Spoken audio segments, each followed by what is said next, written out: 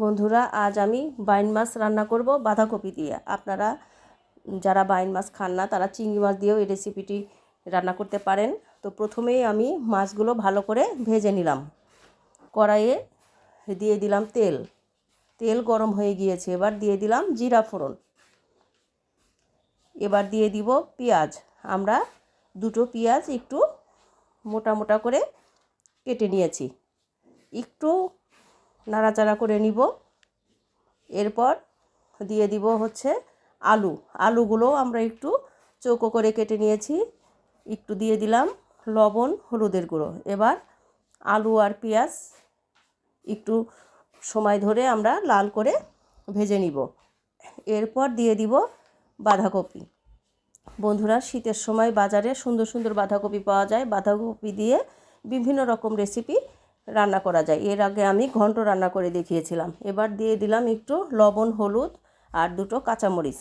এবার সব কিছু একসাথে ভালো করে বেশ কিছুক্ষণ সময় নিয়ে ভেজে নিব। এরপর একটু ঢাকা দিয়ে দিলাম। তো বন্ধুরা, আপনারা এভাবে কখনো খেয়েছেন কি না জানি না। না খেয়ে থাকলে এই রেসিপিটি আপনারা অবশ্যই রান্না করে খেয়ে দেখবেন, অনেক মজা লাগে। আশা করছি পরিবারের সবাই পছন্দ করবে। এবার আমরা মশলা দিয়ে দিব।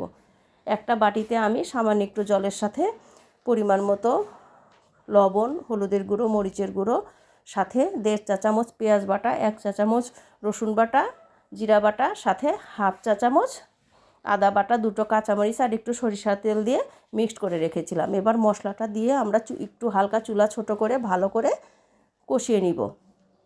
একটু নাড়া দিয়ে দিলাম। আসলে তরকারিটা যত সময় নিয়ে কষানো যাবে তরকারিটা তত বেশি মজা লাগে। এবার দিয়ে দিলাম ভেজে রাখা মাছগুলো। একটু সময় নাড়াচাড়া করে আমরা ঝোলের জন্য পরিমাণ মতো জল দিয়ে দিব। এবার একটু নেড়ে দিব। আজকের রান্নাটায় আমি অনেক বেশি ঝোল রাখবো না, একদম মাখা মাখা ঝোল রাখবো।